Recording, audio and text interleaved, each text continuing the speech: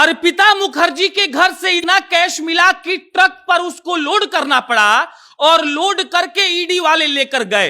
अर्पिता मुखर्जी कलकत्ता की वो middle class family में पैदा हुई थी जहां पिता को केंद्र सरकार के तहत नौकरी मिली थी और भाई साहब की मृत्यु बहुत पहले हो चुकी थी।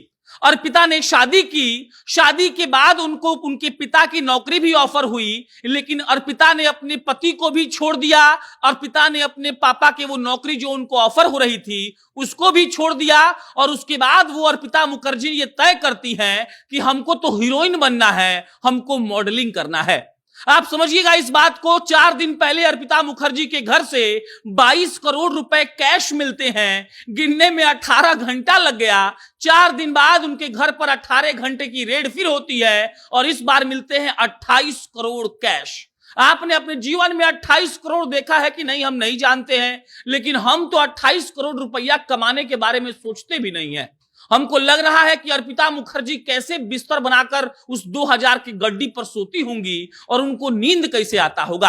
अर्पिता मुखर्जी की कहानी इसलिए बतानी जरूरी है ताकि आपको मालूम चल जाए कि पार्थ चटर्जी जो अब निलंबित हो चुके हैं, मंत्रिमंडल से हटा दिए गए हैं बंगाल से, और उनकी तथाकथित महिला मित्र अर्पिता मुखर्जी के बीच क्या क्या संबंध था।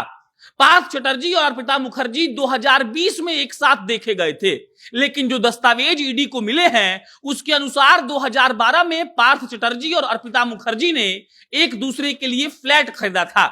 मतलब दोनों का नाम था उसमें और दोनों के नाम पर एक फ्लैट लिया गया था। इससे यह साबित होता है कि वो अर्पिता मुखर्जी जिन्होंने शादी के बाद अपने पति को छोड़ दिया, वो अर्पिता मुखर्जी जिन्होंने केंद्र सरकार की नौकरी छोड़ दी और उनको लगा कि वो हीरोइन बन जाएंगी, वो पार्थ चटर्जी के साथ लमसम 10-11 सालों से थी। और 2020-21 में जब सब लोग के सामने वो दोनों आ गए तब सबको मालूम पड़ा कि पार्थ और अर्पिता के बीच में कुछ चल रहा है।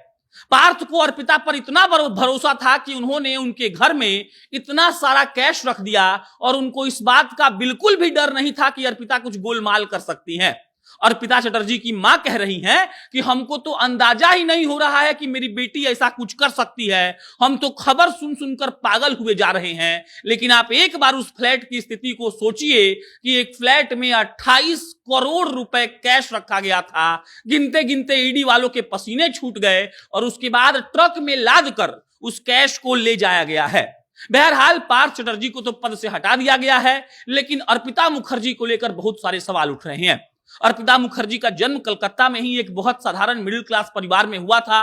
पिताजी नौकरी करते थे, पिताजी का देहांत हो गया और उसके बाद अर्पिता की शादी एक बिजनेसमैन से करा दी गई। अर्पिता इतनी शातिर हैं कि उनकी शादी के बारे में इसके अलावा और कोई जानकारी नहीं है कि शादी किससे हुई थी, उस आदमी का नाम तक क्या था, लोग सिर्फ कयास में नाम लिख रहे हैं। अर्पिता मुखर्जी शादी के बाद अपने पति को छोड़ती हैं, उनको केंद्र सरकार का जॉब ऑफर होता है उसको भी ठुकराती हैं और उसके बाद चली जाती हैं मॉडलिंग में अपना करियर बनाने।